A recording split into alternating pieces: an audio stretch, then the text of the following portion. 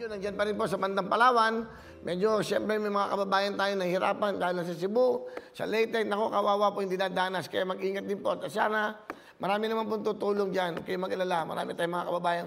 May magandang puso. At ganyan talaga. Kaya dapat, may mga ganyan po mga bagyo, preparasyon kagad. Talagang doble ingat. At dapat, kung ano naman po, sumunod tayo sa local government nyo. So, mag-ingat ko. Meron pa rin tayong bagyo dito po sa Philippine area po, of responsibility. Dito po yan, sa may Palawan daw dumadaan.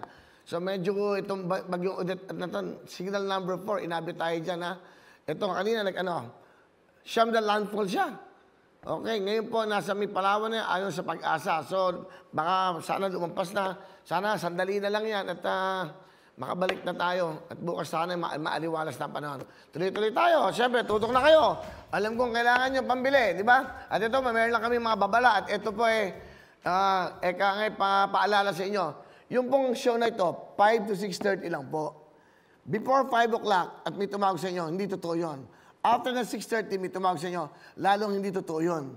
Kasi yung 5 to 6:30 na 1 hour and a half na programa, doon lang ho kami nagbibigay ng 30,000.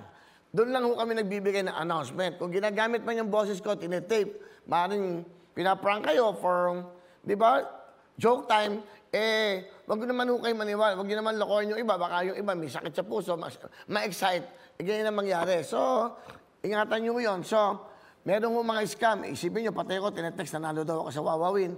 So, marami pong ganyan. Alam nyo na yung nangyayari ngayon, marami nakakapag-withdraw sa bangko ng pera mo na hindi mo alam. So, mag-iingat po tayong lahat dahil alam nyo, iba ngayon. Hindi ko nga alam bakit may mga ganyang klase tao sa mundo na ang hirap na hirap na mundo, may mga walang yapang taong ganyan. Bahala na ang Panginoon sa inyo. Sa lahat ng yan, tandaan nyo, bibalik yan sa inyo. Okay, tuloy-tuloy tayo. Mawawin ang lahat sa aming pagbibigay ng saya at pag-asa ng iyong hinihintay.